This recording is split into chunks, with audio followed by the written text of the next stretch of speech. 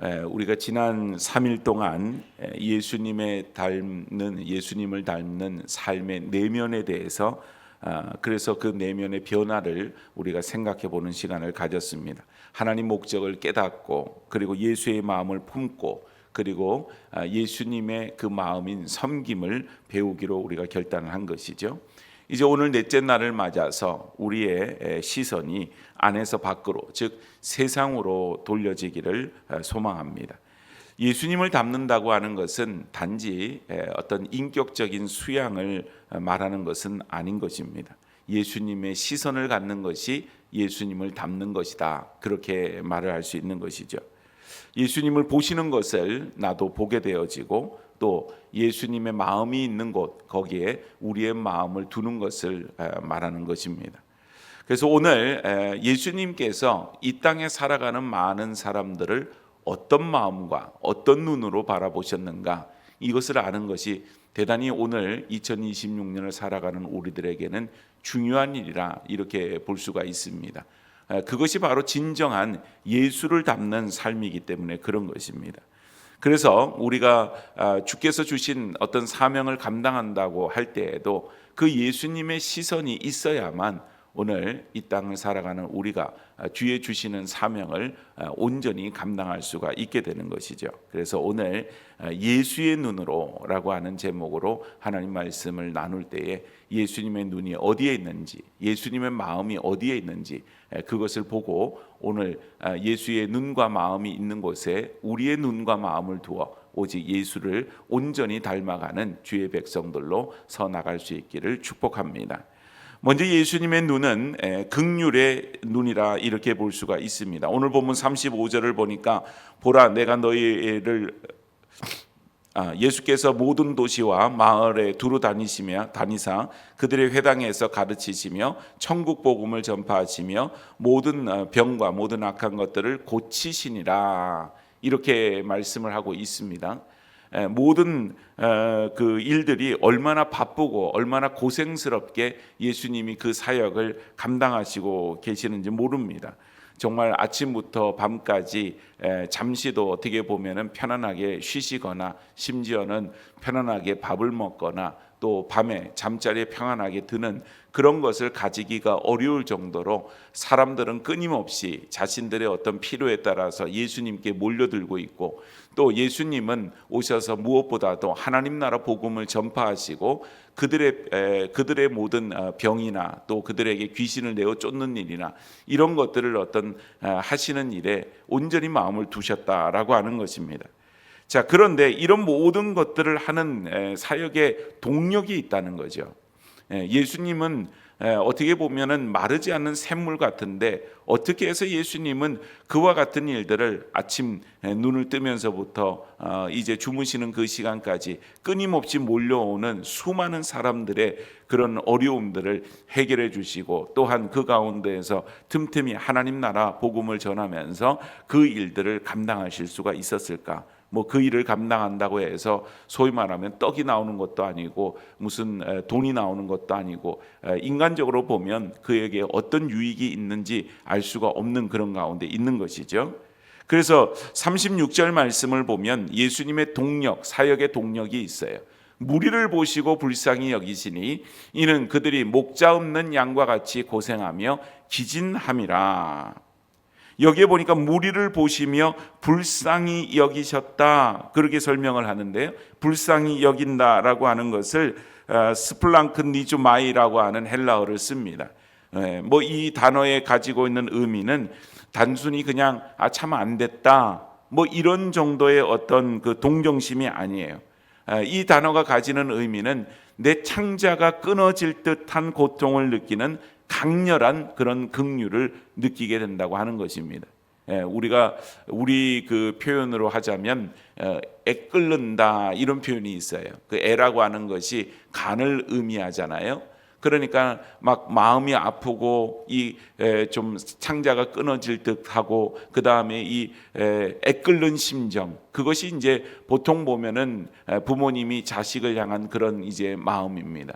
그래서 자녀가 어려움을 청했을 때, 자녀가 참 안 좋은 상황에 놓여졌을 때 그 부모의 마음이 애끓는 마음을 가지게 되는 것처럼 그 마음을 가지는 것이 바로 예수님께서 그 무리들을 바라보시며 불쌍히 여기시는 그 마음과 다르지 않았다는 거죠.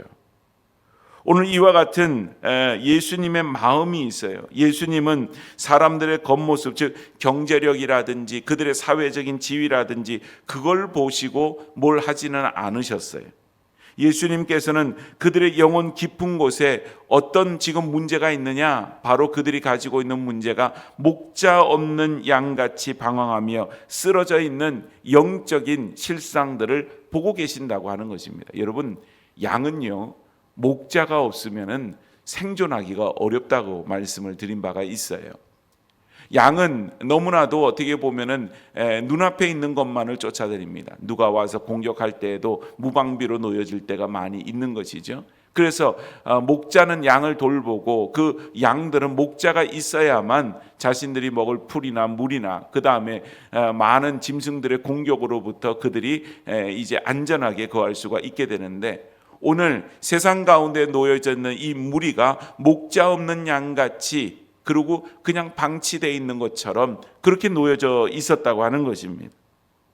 오늘 여러분, 우리의 문제가 뭔가요? 세상이 악해지는 것도 문제지만 더 큰 문제는 그 세상의 악함이나 아픔 가운데 우리가 익숙해져 버리는 그런 마음을 가지는 것이 우리에게는 더 큰 문제라고 볼 수 있어요. 때로는 TV 뉴스에서 이제 비극적인 얘기가 나올 때가 있습니다만은 그걸 보면서도 무감각해져요. 이웃이 영적인 어떤 죽음을 보면서도 오직 내 삶의 편안함만을 추구할 때가 있다고 하는 것입니다. 이 영적인 불감증에 해당이 되는 거죠. 오늘 여러분, 예수의 닮음의 출발은 어디에 있느냐? 바로 예수님의 그 긍휼의 시선으로부터 출발하고 있다. 그래서 우리가 예수를 닮는다고 하는 것은 예수님의 긍휼의 시선을 회복하는 것이 그 출발점이다, 이렇게 볼 수가 있는 것입니다. 구세군을 창시한 윌리엄 부스라고 하는, 원래 이분이 장군이셨어요.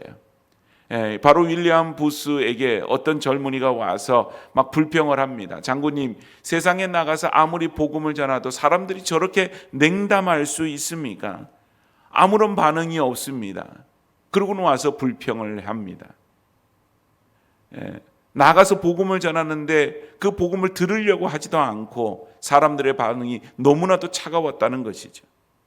그것에 대해서 이 윌리엄 부스라고 하는 구세군을 창시한 분이 이렇게 얘기를 했대요. 그렇다면 그들을 위해서 눈물을 흘려보게, 자네가 그들을 향한 어떤 눈물이 말라버린 것이 아닌가?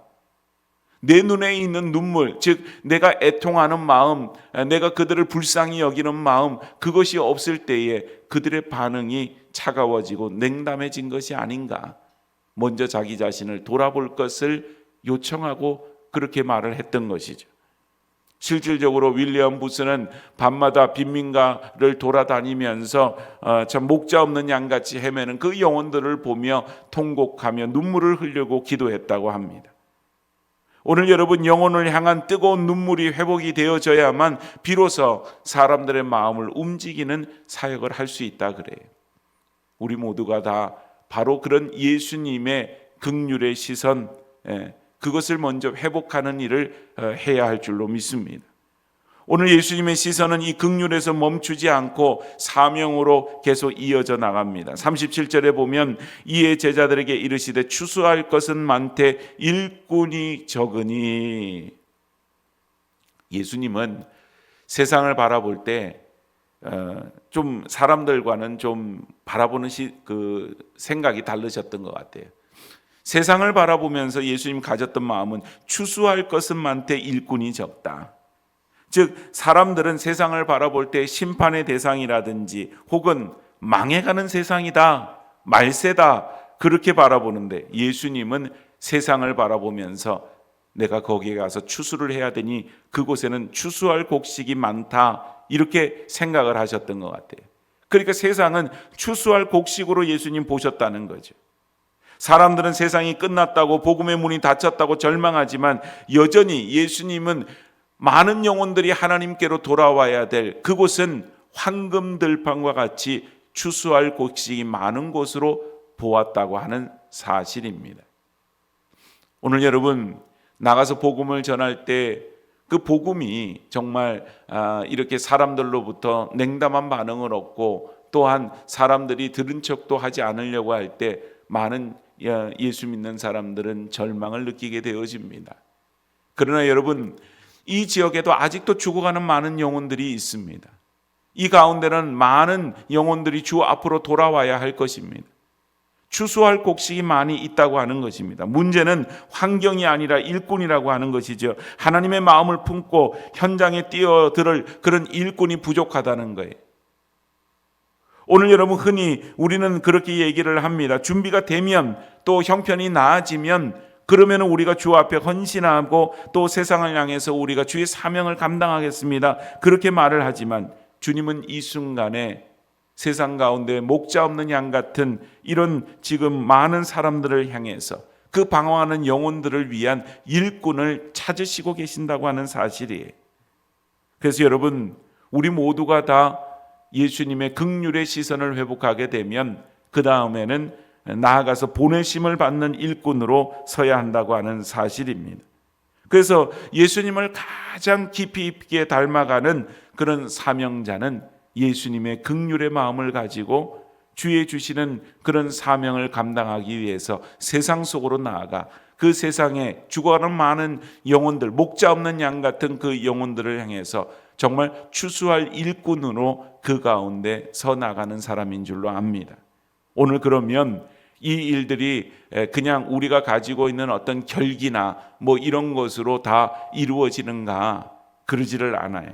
38절에 보니까 주님께서 이렇게 말씀을 하십니다. 그러므로 추수하는 주인에게 청하여 추수할 일꾼을 보내주소서 하라 하시니라. 무슨 말이겠어요? 사명이라고 하는 것은 내 힘으로 억지로 하는 게 아니라는 거죠. 먼저 우리가 그 사명을 자각한 다음에는 내가 그 일을 위해서 내가 추수할 일꾼으로 가겠습니다가 먼저가 아니라 주인에게 청하여 추수할 일꾼을 보내달라고 그렇게 청할 것을 얘기해 줍니다. 이 말은 먼저 하나님 앞에 기도할 것을 요청하는 거예요. 오늘 여러분 놀라운 사실이 뭔지 아세요?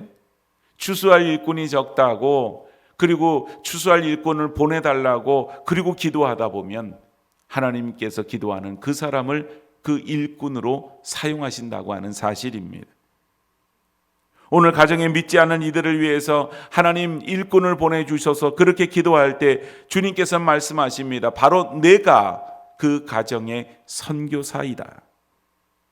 주님, 우리 직장에 복음이 필요합니다. 그렇게 기도할 때 주님이 말씀하십니다. 내가 바로 그 직장에서 필요한 빛과 소금이다. 오늘 여러분 예수의 눈으로 세상을 바라보는 사람은 결국 우리는 마지막에 이렇게 고백을 하게 됩니다. 주님, 내가 여기 있사오니 나를 보내시옵소서, 써주시옵소서. 오늘 여러분 우리 자신에게 물어봐야 돼요. 오늘 우리의 눈에는 뭘 보고 있는가? 우리의 눈에 정말 주님의 눈으로 세상을 바라보며 또 거기에는 많은 추수할 그런 것들이 있어서 정말 저기는 내버려 두면은 못 쓰게 되겠구나. 그래서 빨리 가서 그곳을 추수해야지. 그래서 주님, 저곳을 추수할 일꾼을 보내주십시오. 궁극적으로 나를 보내주십시오. 그 눈으로 그것을 보고 있는가? 아니면 그저 내 삶의 문제나 내 자녀의 진로나 내 노후의 안락함을 보고 있지만은 않는가? 물론 여러분 이것이 나쁘다거나 필요 없다거나 그런 것은 아닐 것입니다. 중요한 일이겠지요. 그러나 오늘 이 새벽에 주님은 우리 시선이 더 높은 곳으로, 더 넓은 곳으로 보기를 원하시고 계시는 것입니다. 오늘 죽어가는 영혼을 바라보시며 가슴 아파하시는 주님의 그 애끓는 창자가 끊어질 듯한 그 긍휼의 마음이 오늘 이 새벽에 우리 가운데도 부어지기를 소망합니다. 세상의 화려함 뒤에 감춰진 영적인 고통을 읽어내는 눈을 주시기를 주님 앞에 간절히 기도합니다. 그래서 여러분 우리의 기도가 바뀌어지기를 바라요. 주님, 내 눈에 예수님의 긍휼을 주시옵소서. 사건을 보는 것이 아니라 영혼을 보고 비판하기보다는 불쌍히 여기고 삶의 현장에서 추수할 곡식을 거두는 그런 충성된 일꾼으로 서게 하여 주시옵소서. 오늘 여러분 이 기도가 우리 가운데 있어야 한다고 하는 사실이에요. 세상은요, 예수님 때나 아니 예수님 때뿐만 아니라 그 이전에라 할지라도 늘 하나님의 말씀은 그저 듣는 동 마는 동 하는 것이 세상의 사람들의 모습이었습니다. 왜냐하면 세상은 죄가 관영한 곳이기 때문입니다. 노아의 시대 때도 보면 하나님께서 그 방주를 만들어서 그들을 구원코자 할 때도 어느 누구도 거기에 관심을 기울이지를 않지 않았습니까?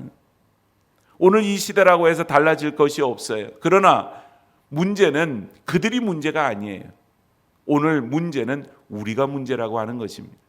우리의 눈이 세상을 향해 있지 않고 주님을 닮아가지 않고 주님의 눈으로 주님의 마음으로 보지 않는 것을 주님께서는 기뻐하지 않으신다고 하는 것입니다. 그래서 먼저 믿은 우리에게는 사실은 빚진 자의 마음이 있잖아요.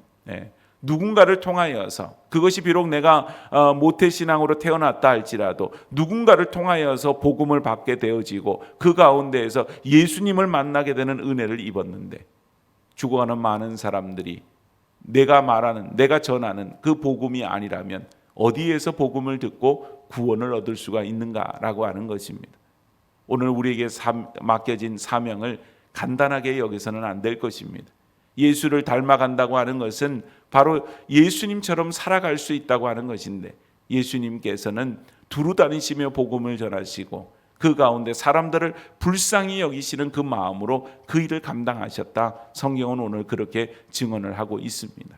오늘 2026년을 맞아서 우리가 첫 단추를 꿰며 이렇게 특별 새벽 기도회를 나와서 하나님 앞에 드리고 있는데 무엇보다도 우리가 예수님의 마음, 예수님의 눈, 긍휼의 시선과 긍휼의 마음을 가지고 이 험한 세상 가운데에서 오직 하나님의 그 사명을 감당하는 믿음의 사람들 다 되어서 하나님께서 기뻐하시는 사명자로 다 살아갈 수 있는 복된 인생 여정들이 다 되어지기를 주의 이름으로 축복합니다.